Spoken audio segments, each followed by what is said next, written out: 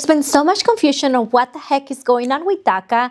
The government has been shutting down now for days, and also we have education opportunities for you. But before we get into it, I wanted to talk to you about one of my favorite fall activities, which is super basic, but it's eating anything pumpkin. So I hope you're enjoying this fall season. I know here in Arizona, it's getting a little bit cooler, which we're loving it. So make sure you get your hiking boots and enjoy some pumpkin. But now let's get into this immigration and education news in case you missed it.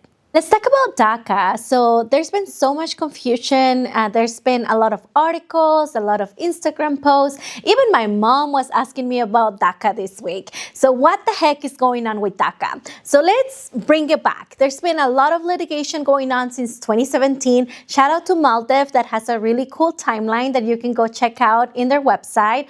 But let's talk about the most recent history just in 2025. So the Fifth Circuit of Appeals out of New Orleans kind of gave back the power and the decision-making power to Judge Hainan to really determine first what is his recommendation on the DACA program.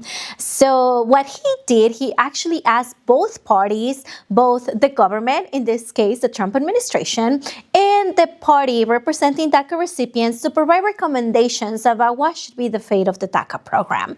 So what we heard a couple weeks ago, there was a lot of noise that has still created a lot of confusion whether new DACA applications will be reopened or not, was because the U.S. government, in this case, AIK, the Trump administration, said that the recommendation is for Judge Hainan to reopen the DACA case. But let's be clear, this cannot happen unless Judge Hainan out of Texas makes a final order. And that hasn't happened yet. So again, both parties had the opportunity to provide the recommendations. Recommendations is not what's going to happen. And then at the end of the day, Judge Hainan is going to interpret the law as it is his duty as a judge and really move forward a final order or a final decision that is kind of really known. So what can you do now and what should you know? One, if you are currently a DACA recipient just like me and you already have your work permit, make sure that procrastination is not the enemy. Make sure that you are submitting your renewal at least 120 days before. I always do it 150 days, just knock on wood to not really play with that. I'm not trying to be undocumented again. So make sure that you are renewing as soon as possible. We can help you. You can go to this link to schedule an office hours for us to support you with your DACA renewal. And that way we can break it down for you and support you to renew it as soon as possible. If you are someone who got stuck in the DACA program, that you submitted your application but you never heard back and you've never received a DACA application, just make sure that you are waiting on the final order. I know this can bring a lot of emotions. I know it is really messed up for me to even say to wait, but unfortunately that's the reality that we're living in. So remember that you're not alone, and if you need a friend to vent, you got us here at Aliento.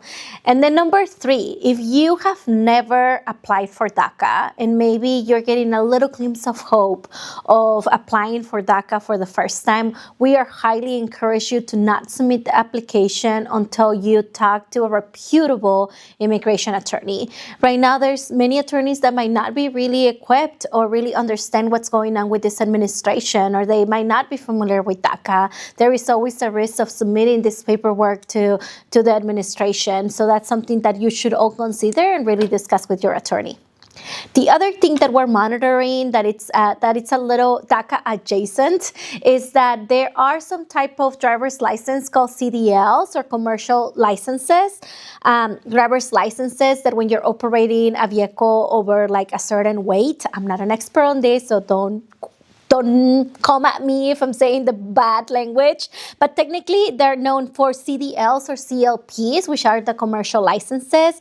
And in September 29th, the Department of Transportation provided new guidelines that folks who have DACA, who have deferred action, refugee status, asylum seekers, V or T visas, or any type of humanitarian parole will no longer are going to be able to acquire this type of licenses. So I would highly encourage you you for you to pay attention to that if you are impacted by this, and then to keep monitoring. This is a very new and developing story. So as new updates come up, we will bring them to you. So you probably haven't seen it all over the news, but the government is officially shut down as of October 1st of this year.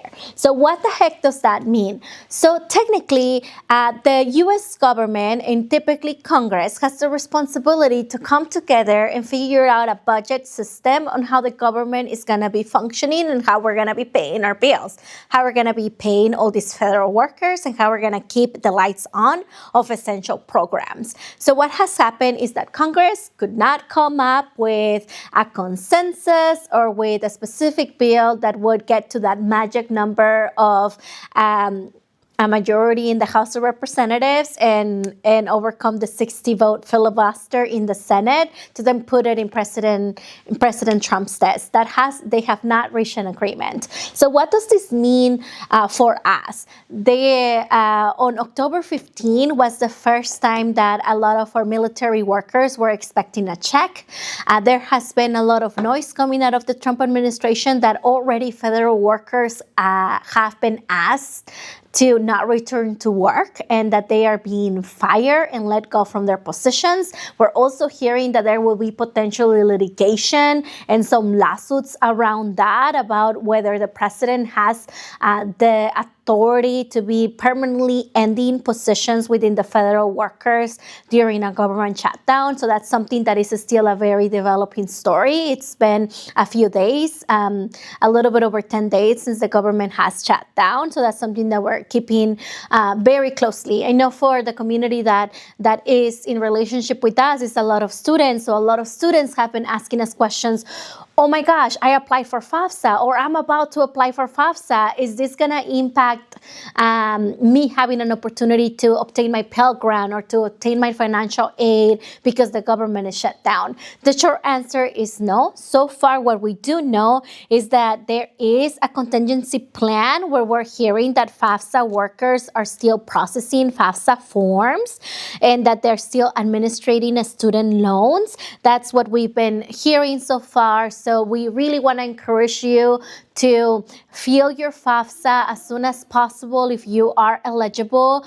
There might be potential delays. As I mentioned, this is a developing story. We don't know what's going to happen if they will continue to process FAFSA. As I mentioned, as of now, we know that they are still doing it, but I think it's really critical that you don't let procrastination be the winner here, because if you do not fill your FAFSA, you might be out of luck and you might not be getting that financial aid that can help you transform your educational dreams into a reality.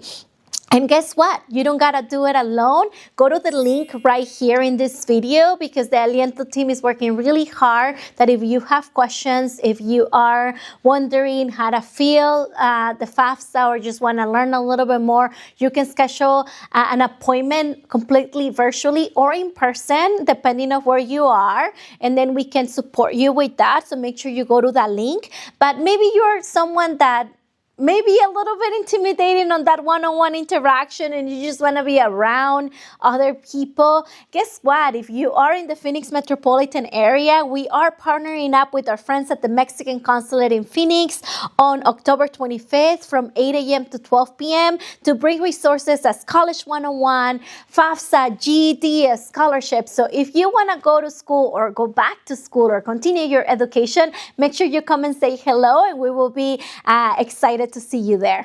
As you're hearing this information and you're feeling overwhelmed, a little bit anxious, or just have a plethora of questions, we got your back. You can slide into our DMs or put it in comments here. Just make sure that if you are going to send any type of private information, please be sure to send us a direct message rather than putting it at the comment to protect your privacy. If you know someone that has DACA or you yourself are a DACA recipient, please don't wait to renew, and then we'll be here until next time. And as always, you can go to our website at alientoac.org/resources. You can also see the link here to get a holistic overview from resources that can support you in this journey and remind you that you're not alone.